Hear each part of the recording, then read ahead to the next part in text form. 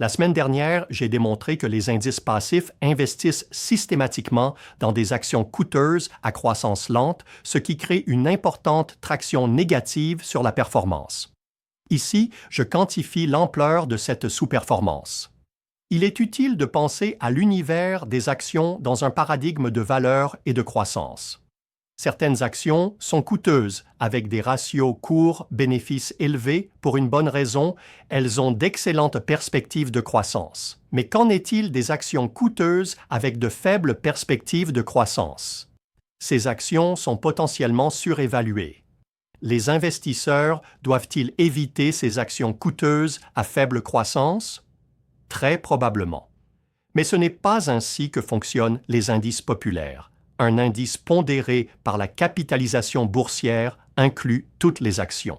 La valeur fondamentale n'importe pas. La pondération par la capitalisation ne se soucie que du prix de l'action. C'est le sujet de mon dernier article, Croissance fondamentale, avec mes collègues de Research Affiliates. Même les indices de style axés sur la valeur et la croissance populaire incluent toutes les actions. Par exemple, un portefeuille équitablement pondéré de Russell PMIL Value et Russell EMIL Growth est l'équivalent exact du Russell EMIL passif. Ainsi, les actions qui ne sont pas incluses dans le portefeuille de valeur sont incluses dans le portefeuille de croissance et vice-versa. À quel point sont mauvaises les actions coûteuses et à faible croissance? Notre article effectue les calculs. Nous avons constitué 4 portefeuilles d'actions basés sur les ratios livre-prix et la croissance sur 5 ans du bénéfice par action.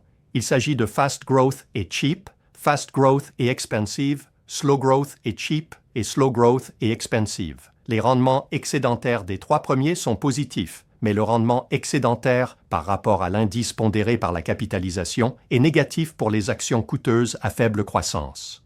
Il est également négatif avec des rendements ajustés au risque.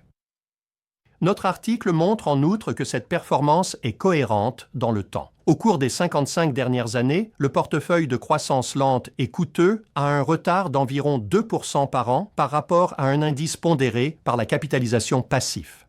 Cela signifie qu'un investisseur dans la stratégie croissance lente et coûteux serait au moins 75% moins riche à la fin de notre période d'échantillonnage que s'il avait investi dans l'un des autres portefeuilles. Alors, quelles sont les approches alternatives? Il y a 2 options évidentes. Numéro 1. Plutôt que d'investir dans un portefeuille pondéré par la capitalisation de toutes les actions, nous devrions filtrer les actions coûteuses à croissance lente. Numéro 2. Les indices de style devraient se concentrer sur leur style. La croissance doit se concentrer sur la croissance et la valeur sur la valeur. Les actions à faible croissance et coûteuses n'ont pas leur place dans l'un ou l'autre indice de style.